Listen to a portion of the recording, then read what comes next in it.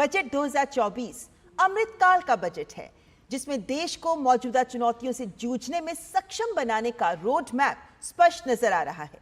गांव, गरीब, किसान के साथ साथ महिलाओं और युवाओं के लिए रोजगार को आगे बढ़ाने वाला बजट है ये, जिसमें विकास की 9 प्राथमिकताएं रेखांकित की गई हैं।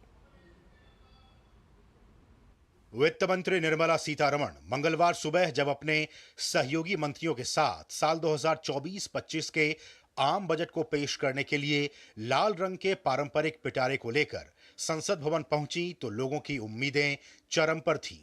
वित्त मंत्री के सामने थी जनता की आकांक्षाओं और उम्मीदों को पूरा करने की चुनौती, तो साथ में ही 2047 तक विकसित भारत के लक्ष्य की दिशा में तेजी से आगे बढ़ने का काम।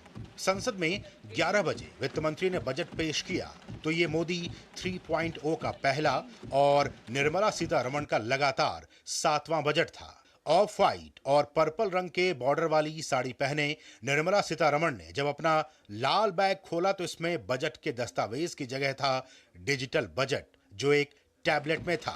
वित्त मंत्री ने अपने बजट में विकसित भारत के रोड मैप के रूप में 9 प्राथमिकताएं तय कर दी।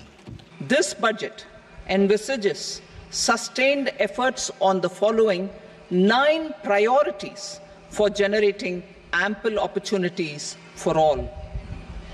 Number 1, productivity and resilience in agriculture. Number 2, employment and skilling. Number 3, inclusive human resource development and social justice. 4, manufacturing and services. 5, urban development. 6, energy security. 7, infrastructure. 8, innovation, research and development. And 9, next generation reforms. Modi सरकार के इस budget में वित्त मंत्री निर्मला सीतारमण ने कई बड़े ऐलान किए हैं। उन्होंने बजट में युवाओं के कौशल विकास और रोजगार सृजन को प्रोत्साहन देने के लिए नई योजनाओं का ऐलान किया।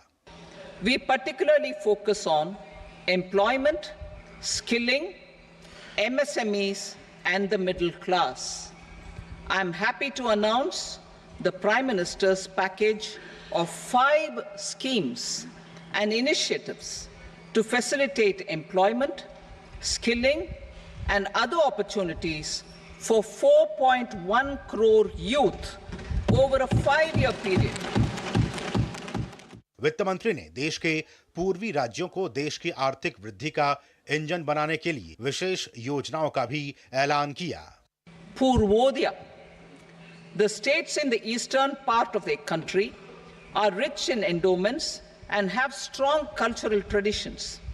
We will formulate a plan, Purvodaya, for the all-round development of the eastern region of the country, covering Bihar, Jharkhand, West Bengal, Odisha and Andhra Pradesh.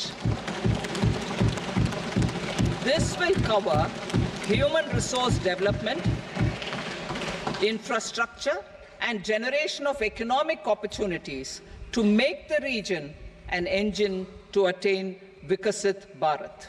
विकसित भारत के 4 स्तंभों के तहत वित्त मंत्री ने किसानों के लिए भी कई बड़े ऐलान किए। Priority 1, productivity and resilience in agriculture, transforming agricultural research. Our government will undertake a comprehensive review of the agricultural research setup to bring the focus on raising productivity and developing climate resilient varieties. Release of new varieties.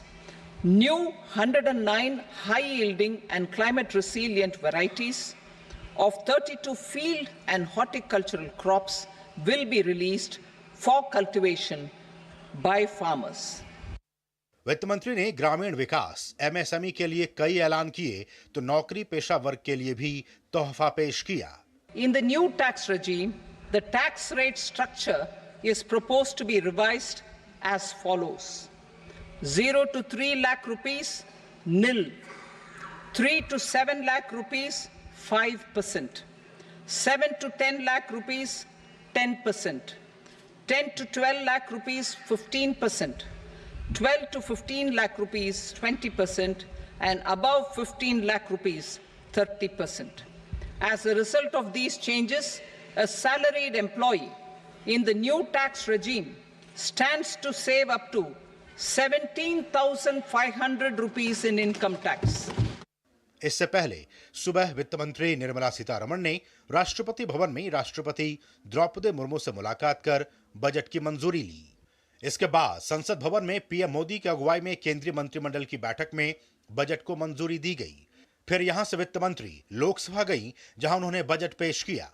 कुल मिलाकर इस budget में विकसित भारत के लक्ष्य की ओर बढ़ने के संकल्प हैं, तो तीसरी अर्थव्यवस्था बढ़ने का रोड मैप भी। पार्लियामेंट टीम के साथ ब्यूरो रिपोर्ट, डीडी न्यूज।